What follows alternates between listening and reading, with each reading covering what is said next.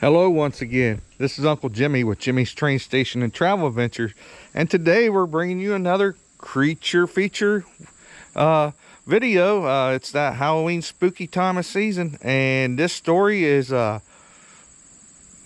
do with a place I'm at here in Pennsylvania, outside of Glen Rock. It's not that far. For Pennsylvania people, you might know the legend.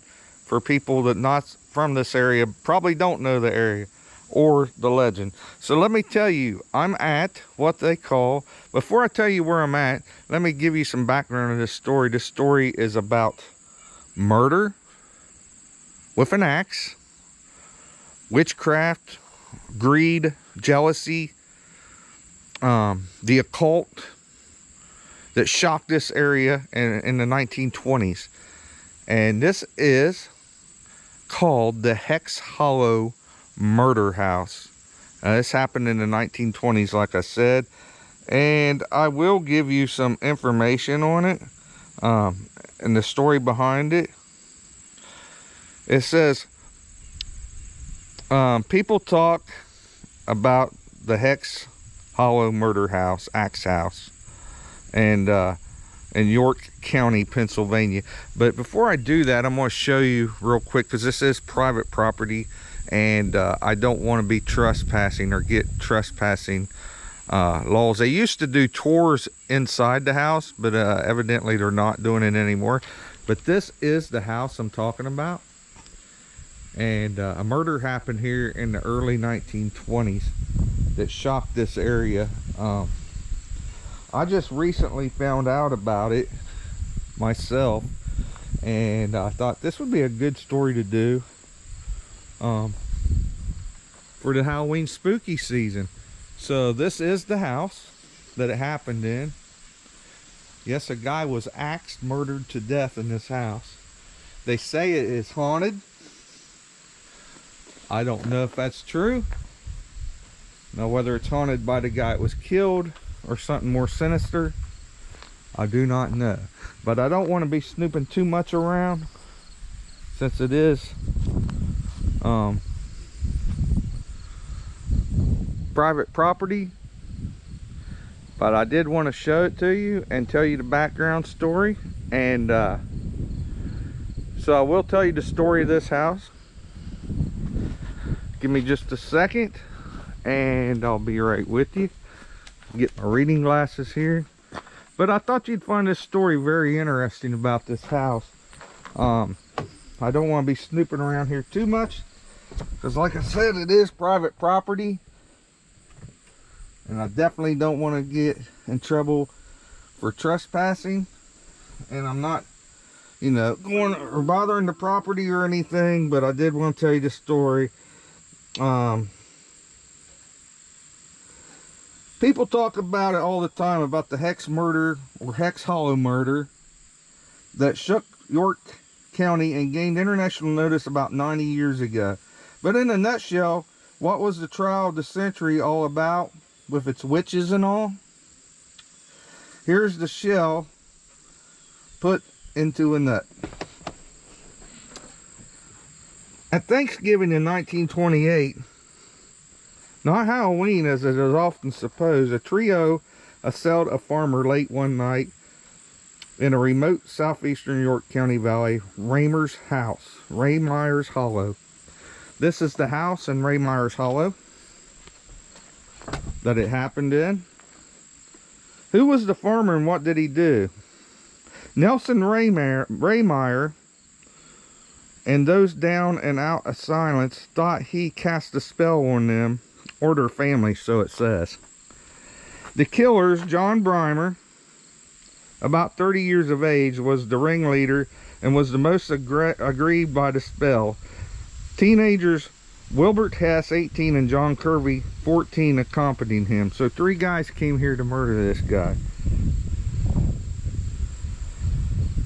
The victim, Farmer Nelson Rehmeyer, was married but estranged from his wife and lived alone.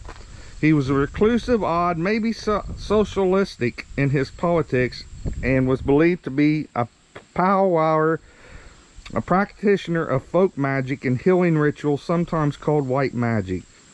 Here's an example of a cure for hysteria and colds from the Bible of Powwowers, the early 19th century book, The Lost Friend. This must attend to every evening. That is, whatever you pull off your shoes and stockings, run your fingers in between all your toes and smell it. That will certainly affect the cure. John George Holman's long lost friend was the Bible for folk magic and the healing rituals in Pennsylvania Dutch communities in York County and beyond at that time. Here's what sparkled the crime.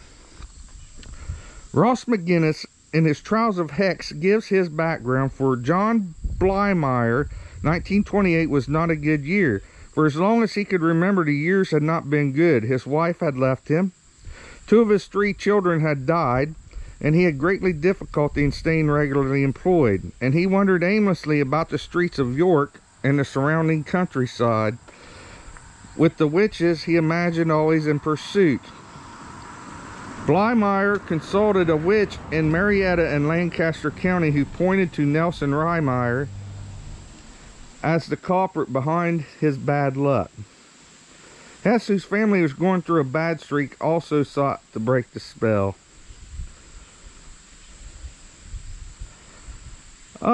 The trio sought to obtain Nelson Rehmeyer's copy of Long Lost Friend, along with a lock of the suspected witch's hair, which were to be buried 6 feet under behind the barn. That was the spell to break the spell.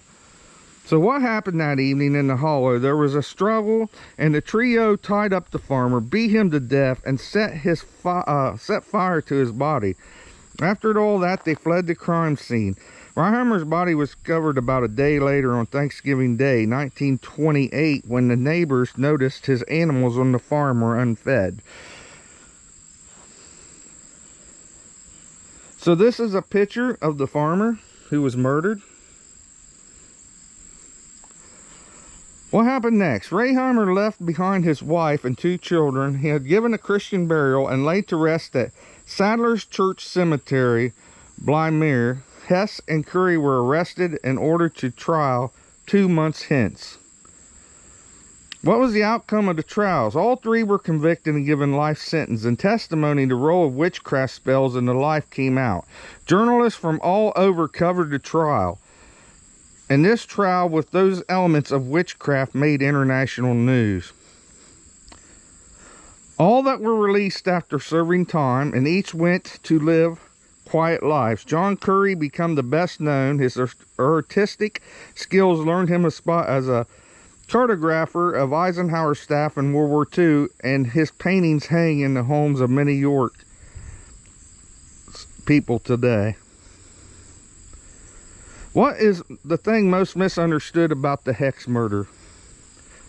This moment is often trivialized, but it's tragedy. A man was killed in a gruesome manner after a home invasion, all alone in a spot that is so remote and hard to explain the location. A couple other serious points is the story of how socially failed to address the needs of the mentally ill, John Blymeyer, and it laid open sadistic abuse of the healing arts that were based on superstition instead of science. So I'm guessing that he did not get axed. He was burned, beaten to death and burned in this house. Did anything good come from this? Ross McGinnis has to understand this. York County's court system ran over through a chaotic moment. Justice was meted out, duly sending the guilty perps behind bars. Any other outcome would have ratified a culture of superstition that looked back to medieval times. If you want to learn more about this, you can look up J. Ross McGinnis Trials of Hex in the Gold Standard. It's available at the York County History Center's bookshop. Also looking for a history of the moment and video, check out Shane Free's accurate documentary, The Hex House. So I did want to stop here. It's an urban legend, I mean, of witchcraft and hexes and everything else. But the truth is, this house was the scene, and a gentleman was murdered in there, beaten and murdered and burned inside the house. And it's believed that this house is haunted. Like I said, I don't know if it's haunted from the spirit of the gentleman who died or more sinister things. But the truth was, he was just a person who practiced white witchcraft, herbs and medicines. And the guys that was having bad luck and their crop didn't work out too good that year, and this gentleman's dead, they just assumed that he had put a curse on him, and he was the fault of it. So interesting story here, and I am going to try to take you to his grave, or try to find his grave. I'm not sure if I'll be able to do that, but I'm going to try. So follow me on this adventure from this story of a murder that happened, that was very popular and happened in the 1920s here in Pennsylvania. Follow me. Well, we are at the church where he's supposedly buried, and we're going to try to find it. I don't know how difficult it's going to be. It's not a huge cemetery, but he's buried in the 1920s. His name's Nelson Rehmeyer, so we will try to walk around and see if we can find him. I'm thinking I'll have to look around and see the graves and the dates, and we'll go from there. So follow me on this adventure. Well, folks, after a little bit of searching, it didn't take me long. It took me about 15 minutes to find him. This is the murder victim, Nelson Rehmeyer, born 1868, died 1928. This is his grave. This is his marker, Rehmeyer. It's here in the little church. And this is his wife, Alice. She was born in 1878, and she died in 1944. So she lived about another, what, 15, 16 years. But this is his grave, and this is where he's buried. So yes, rest well, Mr. Nelson. Sorry about your unfortunate event of getting murdered. Now, I had heard that they beat him to death with an axe. Now, I don't know if that's true. I wasn't able to find out that information, but he was beaten severely and then burnt in that house that I showed you. So I hope you enjoyed another spooky creature feature video. Plenty of more to come. I've got some great plans. I've had this is one of them that's been on my bucket list for a while. There'll be more Halloween videos. It is the spooky season. I like filming that kind of stuff all the way through Halloween, so you'll be seeing a lot more of that, and conventions, horror conventions and things like that. And then, you know, as we get closer to the holiday, Christmas, I'll be doing more Christmas videos and have a bunch of stuff planned for you there. So I like bringing you different things and traveling and doing a little bit of things. This wasn't too far of a drive for me. It's only an hour away. I wanted to get out, enjoy the warm air, the last weekend of summer, and bring you another spooky story. So if you're watching this, please ask that you follow me, subscribe to my channel, give this video a thumbs up. Feel free to leave comments, suggestions of other things you'd like to see in the future. Till then, go out and have your own adventures and enjoy life and go exploring. It's a lot of fun, getting out, walking around, getting exercise. There's a lot of Rehmeyers buried in here, probably family, so this area. But I hope you enjoyed this spooky video and story of a murder that happened in the 1920s that shocked this area in Pennsylvania. Like I said, please subscribe to my channel. Helps me grow. I appreciate it.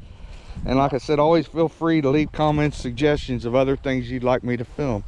Until then, go out and have your own adventures and enjoy life. This has been Uncle Jimmy with Jimmy's Train Station and Travel Adventures. Till next time, goodbye.